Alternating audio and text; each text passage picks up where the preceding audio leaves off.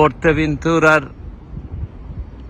Geographic স্কেলে ধরা পড়েছে এদের মতে পৃথিবী গোলাকার এবং সেন্টার অফ পৃথিবীর যেখানে মিট করেছে আটলান্টিক মহাসাগরের সেই এক কর্নারে একটা সার্কেল। এটা পৃথিবীর সবথেকে সম্ভবত ছোট্ট সার্কেল।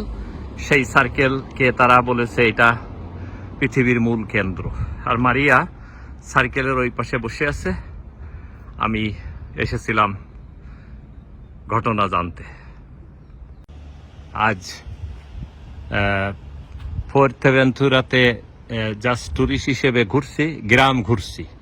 আইল্যান্ডের একেবারে বলতে গেলে শেষ কর্নারের যে গ্রামটা নাম পোর্তে নুয়েভো, সেই গ্রামের ভিতরে ঢুকছি। এখানে শুধুমাত্র এইখানের লোকজনের বসবাস।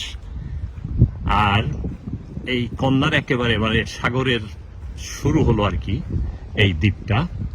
এই দ্বীপের ইতিহাস আর একটু না বললেই নয়। সেটা হচ্ছে যে যারা এই দ্বীপকে আস্তে আস্তে গড়েছে, শহরের বিভিন্ন জায়গায় দেখেছি মনুমেন্ট তৈরি, তাদের ইতিহাস লেখা চমৎকারভাবে এক একজনের বর্ণনা করা হয়েছে। কে ওই সেই নুরু পুষি, আয়শা সফি সবাই এসেছে, আমবাগিচার তলায় তারা রাত্রে বসেছে। সেই বনভোজনের মতো একটা অবস্থা। কে কাঠ এনেছিল, কে জাহাজে করে লোহা আনতো, কে কোন মহিলা খাবারের ব্যবস্থা করেছে, যারা কাজ করেছে, কত লোক আসতে পথে মারা গেছে। তা এই যে অবদান, জাতির পিতা যদি আমি বর্ণনা দিতে যাই, তা এই ধরনের কাজ যারা করে গেছে যুগ যুগ ধরে, তাদের জন্য একটা মনুমেন্ট এখানে তৈরি হয়েছে এবং সেটা রেসপেক্টফুলি এখনো সেইভাবে রয়েছে। তা একটা জাতিকে বা একটা দেশকে বা একটা আইল্যান্ডকে বা পৃথিবীর একটা ভৌগোলিক অস্তিত্বকে যারা আজীবন চেষ্টা করে রেখে গেছে, তাদেরকে এরা স্মরণ করছে। তা সেই রকম একটা গ্রামের নাম বলেছি একটু আগে, পুয়োবো। তা এখানে কিছুটা গাছপালা দেখা যাইতেছে। আমরা হাঁটতে হাঁটতে একেবারে কর্নারে এসে হাজির হয়েছি এবং মূলত ফিশিং পদ্ধতিটাই এখানে ছিল প্রথম বসবাসের উপযোগী। তখন তো আর মাটি গাছপালা আর কিছুই ছিল না, সাগরে মাছ ছিল বিধায় এই কর্নারে এসে বসত বাড়ি শুরু এবং সেই সুবাদে এখানে একটা পোর্ট তৈরি হয়ে আছে। তা আমি যাব, একেবারে নিচের দিকেই যাব পোর্টটা দেখতে। এখানে হেঁটে হেঁটে আসছি, প্রায় 7-8 কিলোমিটার হেঁটে এখানে আসলাম আজ। আগামীকাল আমরা ফিরে যাব। তা ভাবলাম যে আজ সাগর সৈকত বা গোসল না করে আজ কিছুক্ষণ দিনের অর্ধেক সময় আজ আমি এই গ্রাম বা ভিলেজটাকে দেখবো। মারিয়া আমার সামনেই যাইতেছে আর আমি যাইতেছি পাশে পাশে। এটা এই দ্বীপ বলা হয়েছে যে 20 মিলিয়ন বছর আগে আগ্নেয়গিরির কারণে এই ভুলকানের পরিবর্তে এই যে পাথর, এটা একেবারে পুড়িয়ে কয়লা হয়েছে, যার ফলে মূলত এ সমস্ত দ্বীপের বালু কালো। কিন্তু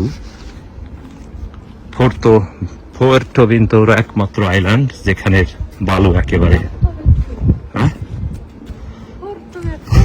ফুerteventura, এখনো উচ্চারণে ভুল হচ্ছে, চেষ্টা আছি। ফুerteventura উচ্চারণ হবে। এই হচ্ছে অবস্থা, মাঝে মাঝে উল্টাপাল্টা হয়ে যেতেছে। কি বলতে গেলাম, নর্মালি এই হচ্ছে কালার, কিন্তু সাগরের পাশের বালুগুলো একেবারে স্বচ্ছ, কারণ একেবারে সেই সাহারা মরুভূমির থেকে বাতাসের সাথে বালু এসে সাগরে মিশেছে। সেই সাগরের বালু এই পার থেকে ওই পার করতে করতে এই আইল্যান্ডের চারপাশে জমা হয়েছে বিধায় দেখে মনে হয় চমৎকার অবস্থা। খেজুর পেকে, এই গাছ থেকে খেজুর পেকে পড়েছে, বড় বড় খেজুর। এই যে খেজুরগুলো আরব দেশ থেকে আসে, সেই খেজুর পড়ে এই যে এখানে নষ্ট হইতেছে। গাছ ভরা পাকা খেজুর, দর্শক, সেটা না দেখলে নয়। আর এখানে এই যে পড়েছে পাকা খেজুর পড়েছে।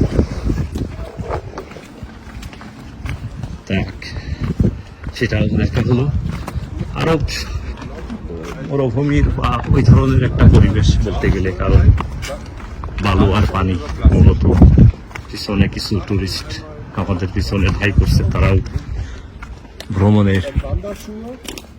এটা একটা জিনিস লক্ষ্য করলাম যে অনেক জার্মানি এখান থেকে ঘোরাঘুরি করছে। মূলত ইউরোপিয়ান ইউনিয়নে একত্র হওয়ার পরে অনেক দেশকে জার্মান বা আমাদের সুইডেন অনেক টাকা পয়সা দিয়ে এ সমস্ত আইল্যান্ডের উপরে ইনভেস্ট করেছে, যার ফলে এই যে টুরিস্ট এখন আসতে পারছে। কিন্তু এর রক্ষণাবেক্ষণ তেমন এখনো সুষ্ঠুভাবে হচ্ছে না, কারণ এরা কোথাও আছে যেহেতু 95% লোক নির্ভরশীল টুরিস্টদের উপরে। ওই হোটেল রেস্টুরেন্ট দিয়ে বাস চলে যেতেছে। তাদের কাজ যারা করছে বেশিরভাগ দেখলাম ইটালিয়ান নাগরিক, তারা আবার এখানে পছন্দ করে। এখনো বাংলাদেশে কেউকে চোখে পড়েনি, সেটাও বলা উচিত। ইন্ডিয়ান শপিং যারা করে আছে তাদের দেখলাম, কারণ তারা অতীতে যখন, এটা অনেক আগের কথা, বসবাস করতো আফ্রিকান কন্টিনেন্টে, তাদেরকে কোন এক সময় তাড়াই দেওয়া হয়, তখন তারা এই জাহাজে উঠে করে এই সমস্ত আইল্যান্ডে এসে বসবাস শুরু করে। সেই সুবাদে তারা এখানেই রয়েছে। বেশিরভাগ ওরা সুভেনিয়ার দোকান টোকান দিয়ে আছে, সেটা দেখলাম। দেখে এটা হচ্ছে পোর্ট, এই পোর্টে এদের জীবন যাত্রা শুরু। সেই শুরু থেকে এখন চলছে এর প্রসেস। আর এখানে এদের ন্যাশনাল ফাদার একজন না, অনেককেই দেখলাম বিভিন্ন কাজের এবং কর্মের বিনিময়ে তাদেরকে সেই সুবাদে মনুমেন্ট তৈরি করা হয়েছে। আর এখন বাংলাদেশে 2-3 দিন কিছু হলেই বা কেউ একটু কিছু করলে পরের দিন তাকে জাতির পিতার খেতাব দিতেই হচ্ছে। এক নতুন পদ্ধতি, বাংলাদেশের নতুন জীবন। উপরে শুধু পাহাড় আর পাহাড়, আর এখানের অবস্থায় এই জাহাজের তেল ভরার ব্যবস্থা, এটাই বলতো। আমি আরো যাবো, দেখি ঘুরে ঘুরে দেখি কি অবস্থা। প্রতিদিন তো আর এখানে আসা হবে না, এসে যখন ঘুরেছি হয়ে যাক কিছু ওরিয়েন্টেশন। আমি না শুধু, দেখা যাইতেছে অনেকেই এখানে আসছে। এই দ্বীপের ফুলের একটা বাগিচা, এখানে বেশ কিছু ফুল ফুটে আছে। আমরা এই দিকে এখন যাবো।